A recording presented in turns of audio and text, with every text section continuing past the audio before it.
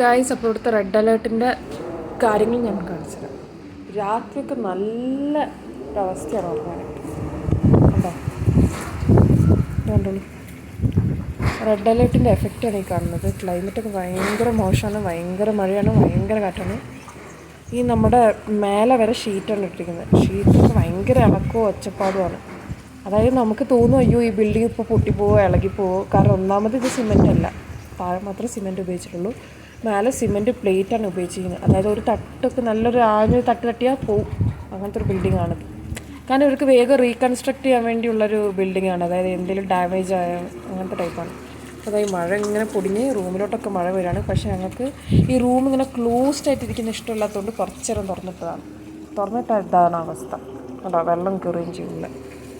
അത് കാരണം ബോയ്സ് ഹോസ്റ്റലാണ്. അവിടെയൊക്കെ സിമെൻ്റ് കേട്ടോ, അത് സിമെൻറ്റാണ് ഫുള്ള്. ആ ബിൽഡിംഗ് ഫുള്ള് സിമെൻറ്റാണ്, അത് സിമെൻറ്റ് പ്ലേറ്റാണ് കേട്ടോ. അപ്പോൾ നോക്കിക്ക്, എന്തൊരു മഴയും എന്തൊരു കാറ്ററിയോ. കാറ്റിൻ്റെ ഒച്ചയൊക്കെ നിങ്ങൾ കേട്ടല്ലോ. ഇതാണ് അവസ്ഥ. റെഡ് അലേർട്ടാണ് നമ്മുടെ ഊട്ടിയിൽ, കേപ്പിയിൽ. അപ്പോൾ ഈ കാലാവസ്ഥയിൽ ഞങ്ങൾക്ക് ഒന്നാമത് ഞങ്ങൾ എവിടെയും വിടത്തില്ല. ഈ ജനൽ നോക്കിയിരിക്കാൻ പോലും പറ്റത്തില്ല. കാരണം മഴവെള്ളം ഒക്കെ ഉള്ളിലോട്ട് കയറാണ് റൂമിലോട്ട്. അപ്പോൾ ഇതാണ് ഞങ്ങളുടെ അവസ്ഥ. Bye bye.